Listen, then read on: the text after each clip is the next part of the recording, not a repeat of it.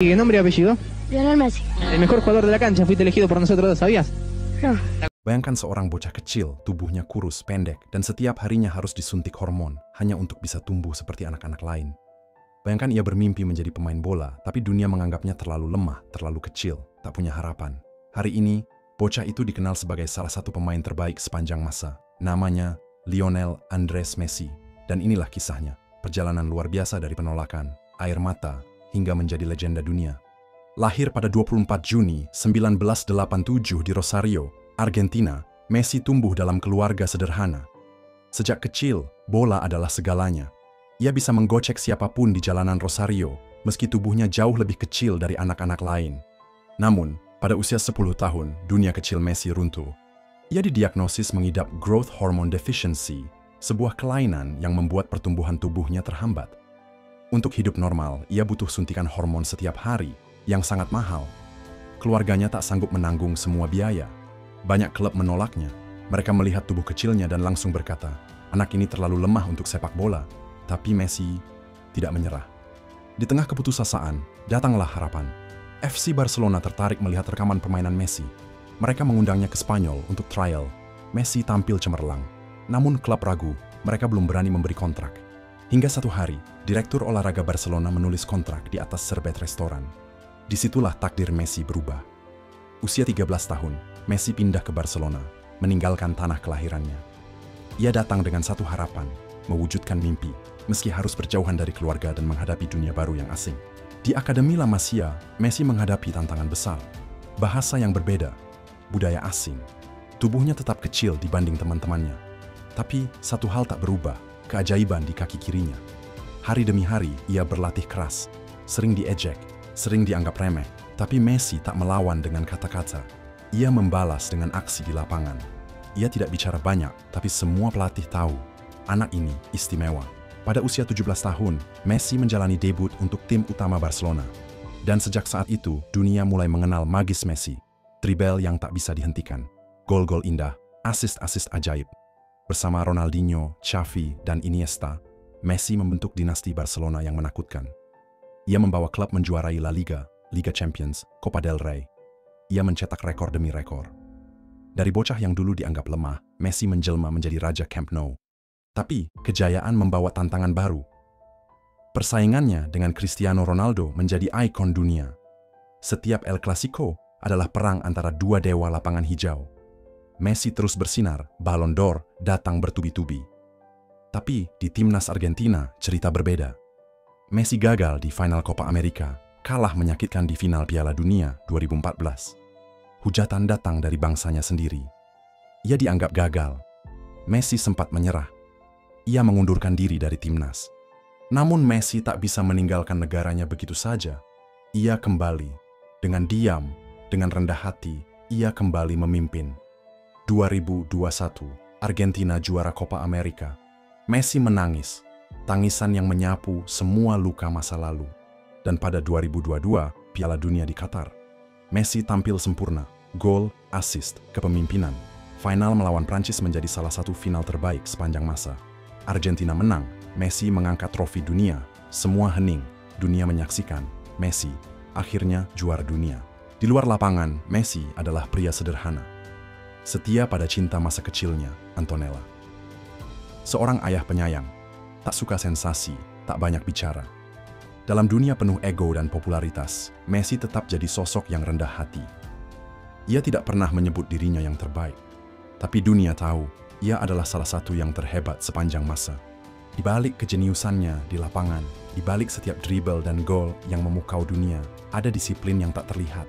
Lionel Messi bukan hanya diberkahi bakat, ia membentuk dirinya melalui latihan, pola makan, dan dedikasi tingkat tinggi. Ketika kecil, tubuhnya terlalu kecil untuk ukuran pemain bola. Dan itu bukan hanya soal postur. Messi mengidap kelainan hormon yang membuatnya sulit tumbuh normal. Itu sebabnya, setiap langkah dalam hidupnya harus diperjuangkan. Messi tidak berlatih seperti kebanyakan pemain. Ia tak pernah fokus menambah otot besar. Ia tidak butuh itu. Yang ia butuhkan adalah kelincahan, kecepatan, dan kontrol absolut atas bola.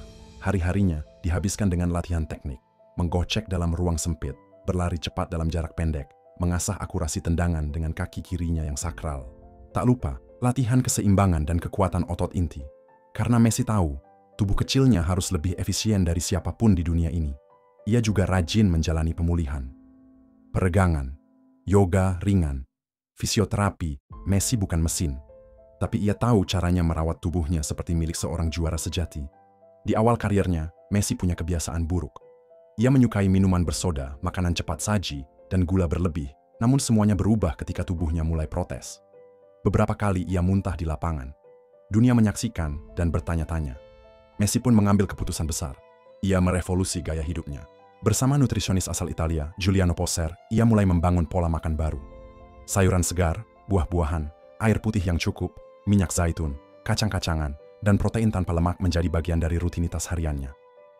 Ia meninggalkan soda, meninggalkan makanan cepat saji, dan sejak saat itu, tubuhnya pun bangkit. Sejak menjalani gaya hidup sehat ini, Messi tak hanya jadi lebih kuat, ia juga lebih tahan terhadap cedera, lebih tajam, lebih eksplosif. Ia membuktikan bahwa disiplin di luar lapangan sama pentingnya dengan kerja keras di dalamnya. Apa yang kita lihat di layar TV, gocekan magis, gol-gol penting, adalah hasil dari perjuangan panjang yang jarang diceritakan. Lionel Messi mengajarkan kita bahwa menjadi legenda bukan hanya soal bakat. Ia adalah kombinasi antara mimpi, kerja keras, disiplin, dan kebiasaan baik yang terus dijaga. Karena dalam sepak bola, seperti dalam hidup, kemenangan tak hanya ditentukan oleh apa yang kamu lakukan di panggung utama, tapi oleh apa yang kamu lakukan ketika tak ada yang menonton. Messi adalah bukti bahwa tubuh kecil tidak membatasi mimpi besar. Bahwa kerja keras, tekad, dan cinta pada permainan bisa mengalahkan segalanya.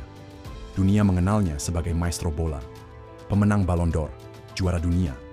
Tapi di balik semua gelar itu, Lionel Messi hanyalah seorang anak kecil dari Rosario, Argentina, yang tubuhnya terlalu kecil tapi mimpinya terlalu besar untuk dibatasi.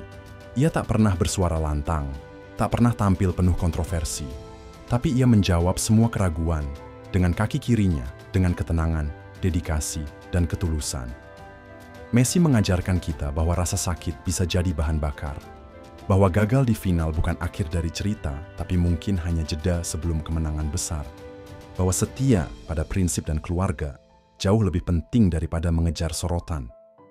Ia bukan yang paling cepat, bukan yang paling tinggi, tapi ia adalah simbol harapan, bahwa siapapun bisa menjadi legenda, asal tak pernah berhenti percaya.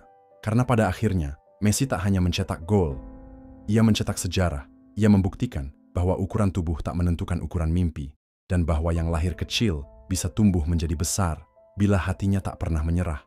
Setiap orang pernah diremehkan, setiap orang pernah gagal, tapi tidak semua orang bangkit seperti Messi.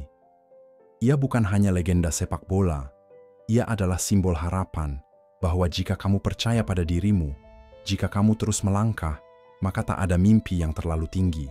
Semoga kisah ini dapat memotivasi kita untuk menjadi lebih kuat dalam menghadapi setiap proses menuju keberhasilan.